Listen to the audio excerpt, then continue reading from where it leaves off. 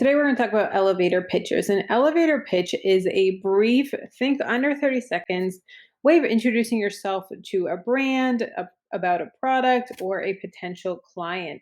And this started when people would talk about, say, you're in an elevator with someone going up to the top floor. You have about 30 seconds to tell them about yourself, to tell them about your product or your brand, your company. So you need to be able to do it under 30 seconds. That's where the name came from. So essentially, an elevator pitch is a way to share expertise and credentials quickly and effectively with people you don't know. Here's the elevator template that I use, and this really helps to define your elevator pitch and help you to navigate it. I dig into this a lot more in module 7 of my course, Dreaming of Profitable.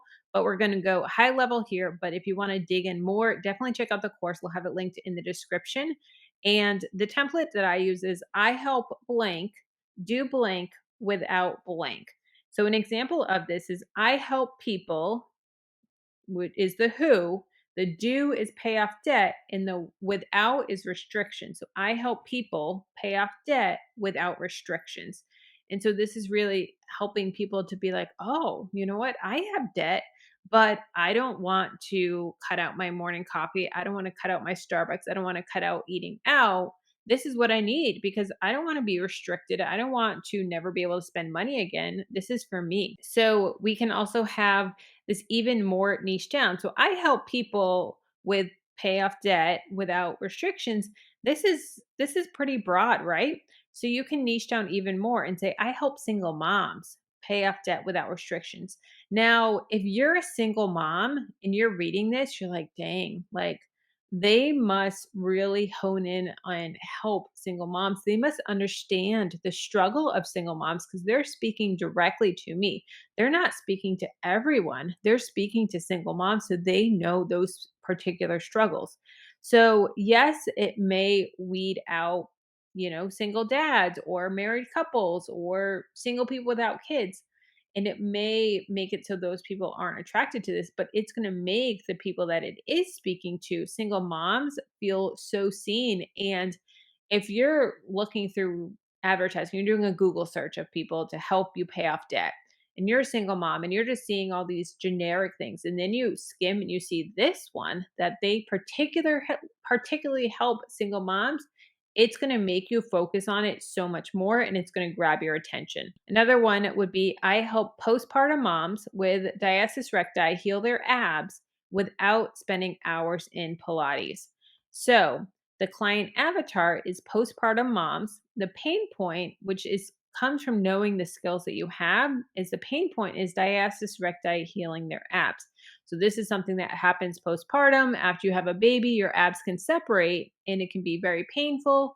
And you need to exercise in a very specific way so that you don't hurt your abs even more. So if someone's dealing with this, they're going to be like, oh, I need to talk to you. You're exactly who's going to help me, rather than a generic personal trainer.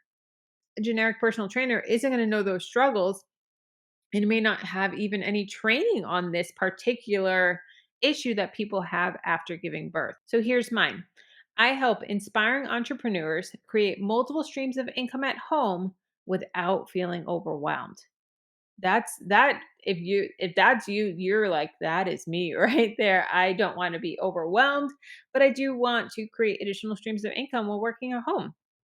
So, when and how do you use your elevator pitch? You can use your elevator pitch if you're networking at events, if you're at conferences, if you're hiring someone or telling someone about your company or your service, if you're looking to be hired. So, maybe you're sharing your expertise, like if you're a freelance writer and sharing the type of content that you write. Those are the times that you may use an elevator pitch. Now, it makes selling easy. When you have an client avatar, an elevator pitch down, you know exactly who your target client is. So you know everything about them. If you see a product that you're an affiliate for and you know this would be super helpful for them, share that with them. If you have a product or service that you know will help them with a specific issue that they're having and that it was created for them, they're going to find so much value in it. So if you're a blogger and you are wanting to promote some products that may help someone that is a stay-at-home mom, and you're saying, hey, these are the products for stay-at-home moms, this is going to really be helpful, and that's going to help to make it sell without being scammy. It's going to be more genuine because you're saying, hey, I'm a single mom or I'm a stay at home mom as well. I know the struggles. These are the things that have really helped to make my life easier. And it's going to really to help to make it easy and not feel forced. So your elevator pitch it should be brief. So think 30 to 60 seconds. You don't need to include your entire work history, your career objectives, or anything like that. Your pitch should be short recap of who you are and what you do. You want to share your skills. Your elevator pitch should explain who you are and what your qualifications and skills you have. So try to focus on the assets that add value in many situations. This is your chance to brag a bit. Avoid sounding boastful, but do share what you bring to the table. And you can brag a little bit. That's really going to show your authority and that you know what you're talking about. Your elevator pitch should be persuasive. So even though it's a short pitch, your elevator pitch should be compelling enough to spark the listener's interest in your idea, company, or service. And most of all, you want to practice, practice, practice. The best way to feel comfortable about your elevator pitch is to practice it until the speed and the pitch come naturally without sounding robotic. You will get used to varying conversation as you practice doing so. So, your elevator pitch may change a little bit from person to person, and you need to be comfortable with your elevator pitch so that you can adapt it the way that the conversation goes, the questions that they ask, or just that person in general. You're going to have a different elevator pitch at a networking event than you would to a potential client. The more you practice, the easier it will be to deliver it when you're at a networking event or pitching to a potential client. That is why practicing is so important. So put in the comments, I would love to hear your one sentence elevator pitch and use the template that I have. Use I help blank, do blank without blank. Put that in the comments. I would love to hear what your elevator pitch is.